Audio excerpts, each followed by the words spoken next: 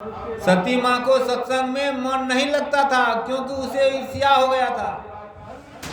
भगवान शंकर तो कुछ दिन रहे, लेकिन सती माँ का मन इधर से उधर भागने लगे। कुछ दिनों के बाद जब वहां से फिर चल दिए, जब भगवान शंकर देखे कि सती जी का मन सत्संग में नहीं लग रहा है, तो उन्होंने वहां से फिर चल दिए।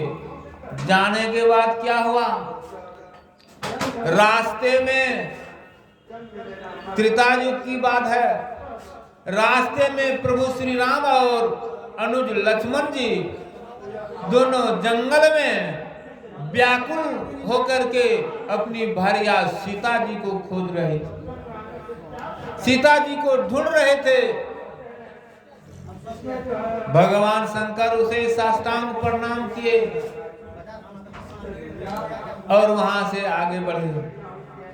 सती मां को हुआ कि परमात्मा तो मेरे पति ही हैं, तो फिर यह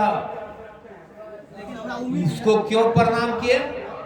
सती मां शंकर जी से पूछती है, हे पतिदेव, आप जो प्रणाम किए वह कौन है। शंकर जी कहते हैं, वह परमपिता परमेश्वर, वह मेरा ईश्वर है। लेकिन सती जी को इसके बाद से संतुष्टि नहीं हो रहा है। सती जी के मन में यही होता है बार बार कि अगर वह ईश्वर होते, असली राम होते, तो क्या सीता जी को वह ढूंढते फिरते। बार बार प्रश्न करते हैं शंकर जी से, लेकिन शंकर जी कहते हैं, बार बार समझाते हैं, लेकिन उसको यकीन नहीं हो रहा है। अंत में शंकर जी कहते हैं, हे सती, तुम खुद स्वयं जाकर के उसका परीक्षा ले लो। प्रभु शंकर जी वहां बैठ जाते हैं। सती मां आगे होकर रास्ता काटते हुए शंकर भगवान राम के आगे से जाकर घेरते हैं और अपना रूप स्वयं सीता मां की बना करके उसके आगे में खड़े हो जाते हैं। सती मां को हुआ, अगर वह ईश्वर होंगे, असली राम होंगे, तो वह मुझे पहचान लेंगे, नहीं तो वह मुझे सीता समझकर मुझे अपने हृदय से लगा लेंगे, अपने गले से लगा लेंगे। जाते हैं, जैसे सीता माँ का रूप बना करके बैठते हैं, तो शंकर भगवान राम का नजर पड़ता है। भगवान राम कहते हैं, हे माते, आप यहाँ खड़ी हो, बोरावा बाबा शंकर भगवान को कहाँ छोड़ दिए हो। जब इतना बात कहते हैं, अब तो सती मां देखते हैं, क्या समझ गए कि यह राम है। और इतना ही नहीं, वह देखते हैं देखते हैं उसके आगे में जब आंख खुला हुआ है, तो राम लक्ष्मण सीता तीनों जब आंख बंद कर लेते हैं, तो फिर अंदर में देखते हैं राम लक्ष्मण सीता। आंख खोलती है तो राम लक्ष्मण सीता, आंख बंद करती है तो राम लक्ष्मण सीता। यह प्रक्रिया थोड़ा देर जब चला, उसको भय लगा, वह बैठ गई। फिर भी वह देखते हैं कि आंख बंद करते हैं तो राम लक्ष्मण सीता, आंख खोलते हैं तो राम लक्ष्मण सीता। भगवान राम को हुआ, अब यह भयभीत हो गई, डर गई। उन्होंने अपना शक्ति को हटा लिए और कहते हैं, हे माते, आप जाओ, शंकर जी कहीं अकेले होंगे, आप जाओ। और वहां से तब चलते हैं प्रणाम करके। वहां जब जाते हैं तो क्या हुआ, भगवान शंकर कहते हैं, क्या परीक्षा ले ली। सती जी कहती है कि पतिदेव, जिस तरह आपने प्रणाम किया, मैं भी उसी तरह प्रणाम करके चले आऊं। लेकिन भगवान शंकर को विश्वास नहीं हो रहा है। भगवान शंकर का मन में हुआ, जब इनको हम इतना समझाए, मेरी बात पर यकीन नहीं हुआ, तो यह वैसे प्रणाम करके कैसे लौट सकती है? वो ध्यान में बैठ जाते हैं। ध्यान में भगवान शंकर जब बैठ जाते हैं, शंकर भगवान ध्यान में देखते हैं कि अरे जगत जननी माता का रूप धारण कर लिया, और यह सीता माँ का रूप धारण कर लिया। इसको तो बहुत बड़ा आश्चर्य लगा। इन्होंने मन ही मन प्रतिज्ञा किया कि जब सती जी माता सीते का रूप धारण कर लिया, तो मैं इस जन्म में अब मैं इसको पत्नी नहीं माता ही समझूंगी, माता का दर्जा दूंगी। इतना बड़ा जब वह अंतर में संकल्प किया, प्रतिज्ञा किया, तो भगवान शंकर के शरीर पर ऊपर से फूल का वर्षा हुआ इस प्रतिज्ञा को देख करके। और वहां से तब सब देवता चले गए फूल वर्षा करके, प्रणाम करके। वहां से जब शंकर जी और सती जी फिर जाते हैं, मन ही मन अब शंकर जी को हुआ, अब तो यह माँ हो गई, मैं इसको अपने बगल में जो बिठाते थे, अपने सामने में बिठाते थे, लेकिन अब उसको आसन पर बिठाने लगे और मन ही मन माता का संज्ञा दे करके समय बिताने लगे। परिणाम क्या हुआ?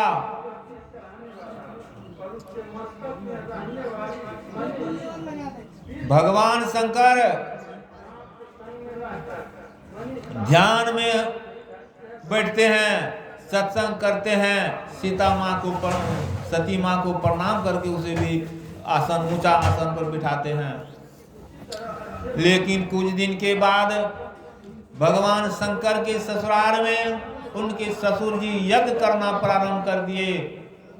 उस यज्ञ में सबको निमंत्रण दिया, लेकिन भगवान शंकर को निमंत्रण नहीं दिए। और इतना ही नहीं, इस द्वेष में अपने बेटी सती को भी निमंत्रण नहीं दिए।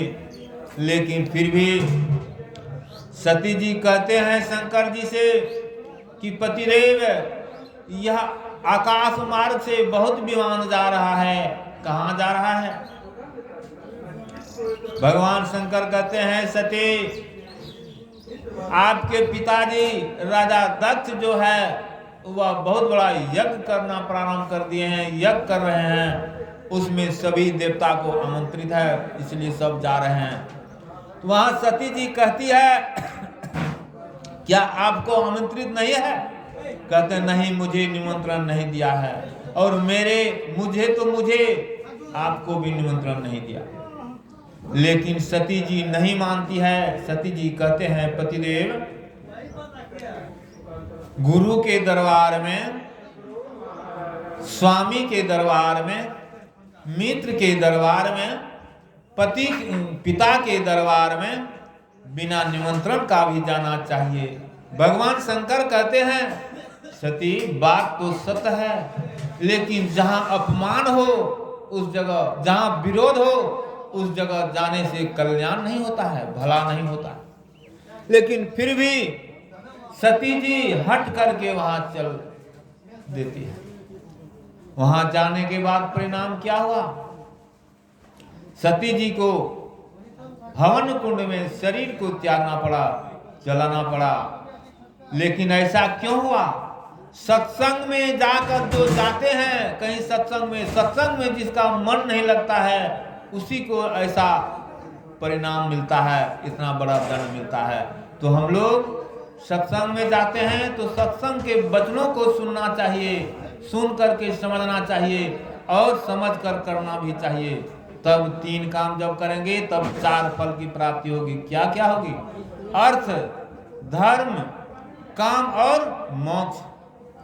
अर्थ का मतलब होता है पैसा, कौड़ी, संपत्ति। जिस पैसे के लिए हम लोग दिन रात एक कर देते हैं, एड़ी चोटी कर देते हैं, विदेश, पंजाब, दिल्ली, देश विदेश भ्रमण करते हैं। लेकिन वहां तुलसीदास जी कहते हैं, ए जी, सत्संग में जाने से सुनेगा, समझेगा, करेगा तो 4 फल मिलेगा। अर्थ मिलेगा, इसके बाद धर्म, उसी व्यक्ति से धर्म भी होगा।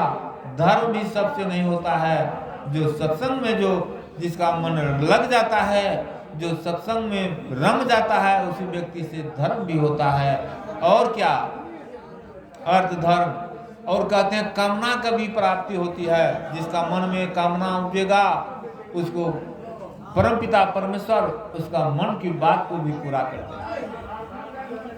और अंत में शरीर रहते कहते हैं मोक्ष भी उसको मिलता है। तो कहते हैं इसलिए हम लोगों को इस बात पर विश्वास करना चाहिए। फिर क्या कहते हैं? मंजन फल देखिए तत्काला, काक होई पिक बकऊ मराला। कहते हैं इस सत्संग का फल देखने में तत्काल आता है, तुरंत इसका फल मिलता है। क्या? कौवा कोयल हो जाता है, बगुला हंस हो जाता है। कहने का मतलब है कौवा एक पक्षी है, कौवा कहीं कोयल हो ऐसा नहीं हो सकता है। लेकिन भाव यह है कौवा जैसा जिस मनुष्य का आवाज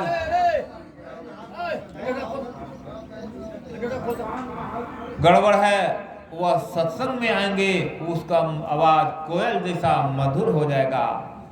और बगुला कहते हैं हंस हो जाता है। कहने का भाव यह है बगुला मांस मदिरा जैसे मछली बेंग कीड़ा पकौड़ा खाता है, ऐसे व्यक्ति जो है बगुला की तरह मांस मदिरा खाने वाले सत्संग में आएंगे, वह भी सज्जन बन जाएंगे, हंस के तरह बन जाएंगे। जैसे हंस पानी दूध एक साथ रहता है, लेकिन हंस क्या करता है? पानी को छोड़ देता है, दूध को चूस लेता है। ठीक उसी तरह जो है ऐसा व्यक्ति भी सत्संग में आने से वह भी सज्जन बन जाएंगे। कहते हैं सुनी आचरज करई जन कोई, सत्संगति महिमा नहीं कोई। इस बात को सुनकर कोई आश्चर्य न करे कि क्योंकि सत्संग की महिमा तो छिपी हुई नहीं है। सत्संग की महिमा छिपी हुई नहीं है। वाल्मीकि नारद घड़ जोनी, निज निज मुखनी कही निज होनी। कहते हैं वाल्मीकि जी सत्संग की महिमा को अपने मुख से वर्णन करते हैं। अगस्त नारद जी अपने मुख से सत्संग की महिमा को वर्णन करते हैं। अगस्त ऋषि भी अपने मुख से सत्संग की महिमा को वर्णन। क्या? वाल्मीकि एक हत्यारा था, रत्नाकर, जो सत्संग के संत और सत्संग के प्रभाव से वह वाल्मीकि ऋषि हुए। नारद जी दासी के पुत्र थे, सत्संग के प्रभाव से वह ऋषि हो गए। अगस्त जी का जन्म नीच उत्पत्ति नीच स्थान से हुआ, वह भी सत्संग के प्रभाव से ऋषि हो गए। कत इतना ही नहीं, जल चर थल चर नव चर नाना, जे जड़ चेतन जीव जहाना। कहते हैं जल में चलने वाले, पृथ्वी पर चलने वाले, हवा आकाश में चलने वाले जितने भी जड़ चेतन है, जिसका भी उद्धार हुआ है वह जानिए सत्संग के प्रभाव से हुआ है। बोलो सत्संग के प्रभाव से हुआ है। इसलिए हम लोग मति की रति गति भूति भलाई, जब जही जतन जहां जही पाई, सो जानब सत्संग प्रभाव, लोक हो वेदना आनो पाओ। कहते हैं देखिए गुरु महाराज का एक प्रसंग है। जब गुरु महाराज पांव पैदल चल के देहात में सत्संग का प्रचार प्रसार क्या करते थे, वह प्रचार प्रसार करके जब रेलवे स्टेशन पर पहुंचते हैं, गाड़ी आने में लेट थी, लेकिन वहां बैठ गए। कुछ आदमी घेर लेते हैं, तो पूछते हैं कि देखिए बाबा, पता चलता है कि आप सत्संग का प्रचार प्रसार करते हैं, सत्संग से क्या मिलता है? गुरु महाराज कहते हैं रामायण पढ़ना जानते हैं? कहते हैं हाँ। तो कहते हैं कि आप लोग चाहते क्या हैं? कहते हैं देखिए चाहना का अंत नहीं है। गुरु महाराज कहते हैं चाहना का अंत नहीं है, लेकिन समास रूप में तो बोलिए, लेकिन सबका मुंह बंद हो जाता है। गुरु महाराज कहते हैं, रामायण पढ़ना जानते हैं? कहते हैं यह पढ़े हैं, मति कीरति गति भूति भलाई, जब जही जतन जहां जही पाई, सो जानब सत्संग प्रभाव, लोग हो वेदना आनु पाओ। कहते हैं बुद्धि जस मुक्ति ऐश्वर्य भलपन शीलता, अगर यह सब चाहते हैं तो सत्संग ही करना पड़ेगा। सत्संग के प्रभाव से ही यह सब होगा। जो कोई बना है नीचे से ऊपर के ओर गया है, वह जानिए उसका सत्संग के प्रभाव से ऐसा हुआ है। देखिए, मैं विशेष नहीं कहूँगा, जो मैं क्योंकि समय मेरा हो चुका है, मैं जो थोड़ा सा दो शब्द आप लोगों के बीच में रखा हूँ, वह जो अच्छे शब्द मेरे मुख से निकला है वह गुरु महाराज का चरण का प्रसाद है।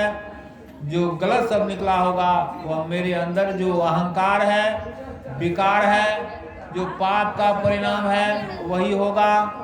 मैं इतना ही कहकर अपना वाणी को विराम देता हूँ और मैं गुरु महाराज से प्रार्थना करता हूँ, जो उपेंद्र बाबू और मोहन बाबू के जो असार संसार को परित्याग कर दिए हैं, उसका आत्मा जहाँ कहीं भी होगा, गुरु महाराज से प्रार्थना करता हूँ उसके आत्मा को शांति प्रदान करेंगे। श्री सद्गुरु महाराज की जय।